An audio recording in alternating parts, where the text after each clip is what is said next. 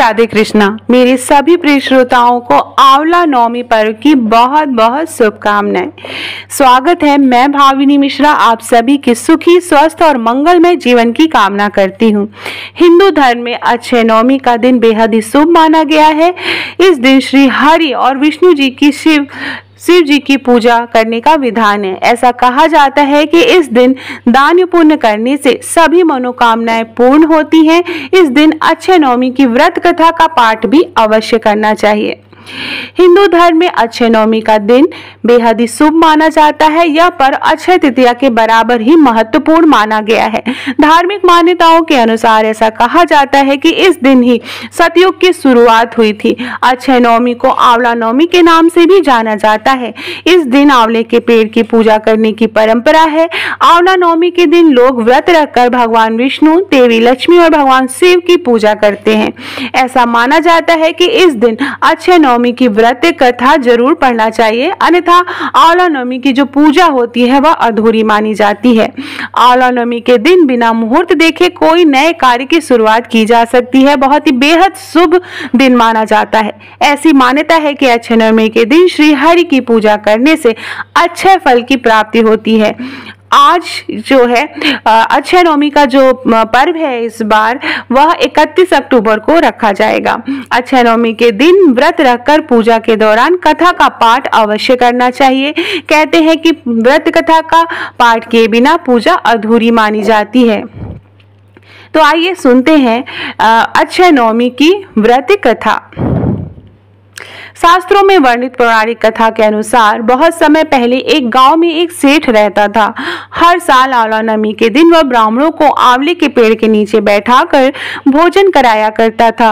भोजन कराने के साथ ही सोना चांदी आदि भेंट में देता था। लेकिन यह सब करा कर सेठ के बेटों को बिल्कुल भी अच्छा नहीं लगता था। ऐसे में सेठ के बेटे इस बात पर अपने पिता से झगड़ते थे। इन सब चीजों से तंग आकर सेठ ने अपना घर छोड़ दिया और दूसरे गांव में जाकर बस गया। दूसरे गांव में बसने के बाद सेठ ने अपने जीवन यापन के लिए एक छोटी सी दुकान खोल ली। साथ ही सेठ ने अपनी उस दुकान के आगे एक आंवले का पेड़ लगाया। भगवान की कृपा से वह दुकान बहुत अच्छी चलने लगी। इसके अलावा वह सेठ अपने नियम को न तोड़ते हुए हर साल आंवला नवमी के दिन विधिवत पूजा करने के साथ ब्राह्मणों को भोजन कराता था और उन्हें दान दक्षिणा देता था। वहीं दूसरी ओर सेठ के बेटों का सारा व्यापार ठप हो गया। ऐसे में सेठ ने के बेटों को समझ आया कि वह अपने पिता के भाग्य से ही खाते थे और कमाते थे। अपनी गलती समझकर वे अपने पिता के पास गए और अपनी गलती के लिए माफी मांगी। फिर पिता के कहने के बाद सेठ के पुत्रों ने भी आंवले के पेड़ की पूजा करनी शुरू कर दी और दान दक्षिणा देने लगे। इसके प्रभाव से सेठ के बेटों के घर पहले की तरह खुशहाली छा गई और वे सभी फिर से मिलकर सुख समृद्धि के साथ रहने लगे। तो ये थी अक्षय नवमी की व्रत कथा। आइए दूसरी कथा सुनते हैं जो अक्षय नवमी से जुड़ी हुई है। अक्षय नवमी या आंवला नवमी से जुड़ी हुई एक और कथा मिलती है।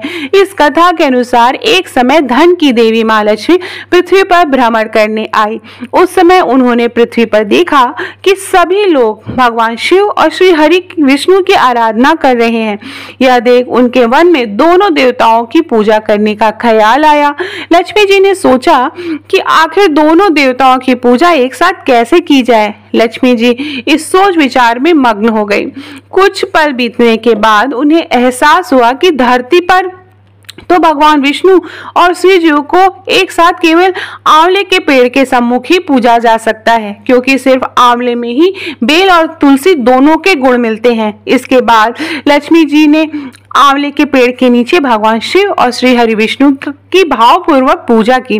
देवी लक्ष्मी की भक्ति देखकर श्री हरि और शिव जी प्रकट हो गए। इसके बाद माँ लक्ष्मी ने आंवला पेड़ के पास भोजन पकाया और दोनों देवों को भोजन कराया। ऐसा कहा जाता है तभी से हर साल कार्तिक मास में शुक्ल पक्ष की नौमी तिथि पर अक्षय नवमी मनाई जाती है। इस दिन भगवान विष्णु और देवों के देव महादेव की पूजा करने से जीवन में सुख और शांति मिलती है। इसके साथ ही पूजा का दोगुना फल मिलता है। आंवला नवमी के दिन आंवले के पेड़ की पूजा करने से सुख, संपत्ति और आरोग्य की प्राप्ति होती है। साथ ही इस दिन किया जाने वाला जप और तप दान भी पापों से मुक्ति दिलाता है। तो ये थी अक्षय नवमी की कथाएं और बहुत ही प्रचलित कथाएं हैं। आज के दिन जरूर सुने। चलिए हम सब मिलकर बोलेंगे प्रेम से ओम नमो भगवते वासुदेवाय। यह कथा जरूर सुनिएगा और अपने बाकी जो ग्रुप्स हैं, जो आपके अलग अलग ग्रुप हैं, उसमें आप यह कथा जरूर शेयर करिएगा। कमेंट बॉक्स में राधे कृष्ण जरूर लिखिएगा। मेरे चैनल को प्लीज सब्सक्राइब कर लीजिए। बहुत बहुत धन्यवाद ये वीडियो देखने और सुनने के लिए।